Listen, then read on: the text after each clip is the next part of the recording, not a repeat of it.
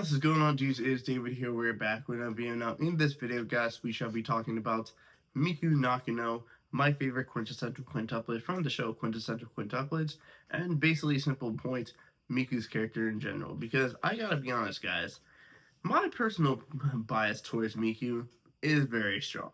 Because I've watched the quintessential quintuplets.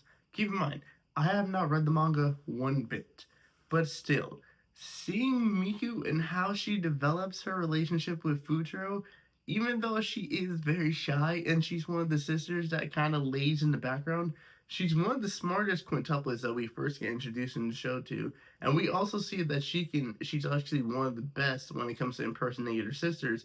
Keep in mind, her oldest sister Ichika is a legitimate actress, and she can do the best impersonation of her sister. And I think that's all due down to Miku being the middle quintuplet. The middle quintuplet is the one that doesn't really get the focus paid attention to him. It's like kind of in the background. So that's the reason why I feel like Miku's kind of able to go under the radar.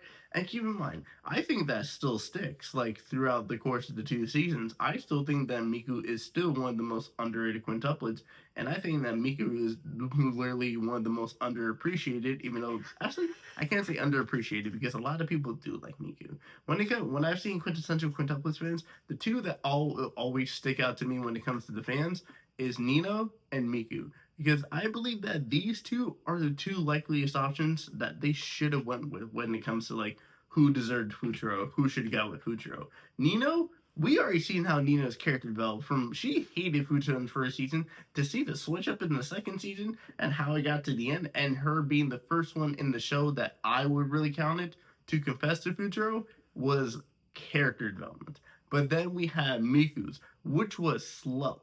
Trust me, it was slow watching this, but I love seeing Miku interact with Futaro in every single moment. Like, there were moments where Miku, in the first episode, literally, I was not a fan of Miku in the first episode because we didn't really know that much about the character. Second episode is when I started liking Miku a lot more because we can see she's more like the nerdy type. She loves Warlord. She's a very smart quintuplet. And we can see that based off of her test, she's actually the smartest of her sisters, even though there's one of her sisters, Itsuki, the youngest, who's actually a book nerd, who is actually like a nerd when it comes to like schoolwork and all that type of stuff, and wants to progress and actually want to become a teacher. But over the course of the two seasons, we see Miku not really know what she wants to do. Like she's doing okay when it comes to school, but then it comes out that Miku loves to learn how to cook.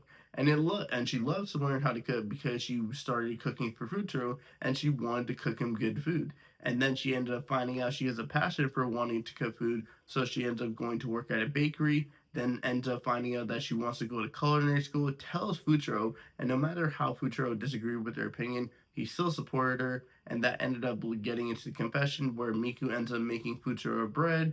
Ends up like the sisters all kind of own in their own way, almost kind of ruin it, especially Nino pushing Miku into the water, and then Isuki having Miku borrow her underwear. But it still ended up leading to the confession where Miku's pointing out a whole bunch of different things that she likes and she loves, and ends up pointing again from Umbrella to pointing to Futaro, and ends up saying, "And I like you," which I want to say this is one of my favorite confessions when it comes to anime romances in general. Like, I love to see that confession so much. It really brings a smile to my heart.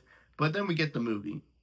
And the movie, we can see that Miku's finally changed as a person. She's more able to stand up for herself. She literally stands up for herself when two of the teams that they're having when it comes to the festival are arguing, and Miku literally goes up to them and it's like, "Hey, we're gonna do this, and then Futuro's like, "You really changed, Miku." And then she ends up stealing a kiss from Futaro when Futaro tells her to not hold back anymore, and she literally says, "Well, I want to kiss you," and then ends up kissing Futaro.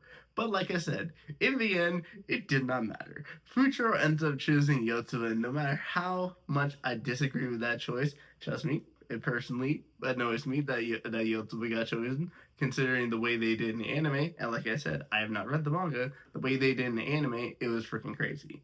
But still, Miku's character progression was definitely enjoyable to see. I definitely consider her to be my favorite quintuplet. And if I'm being realistically, if I have to look at all the sisters, if I'm taking my Miku bias out of the picture, she's gonna be my second favorite quintuplet. I'm gonna be honest because my favorite quintuplet would probably be Itsuki.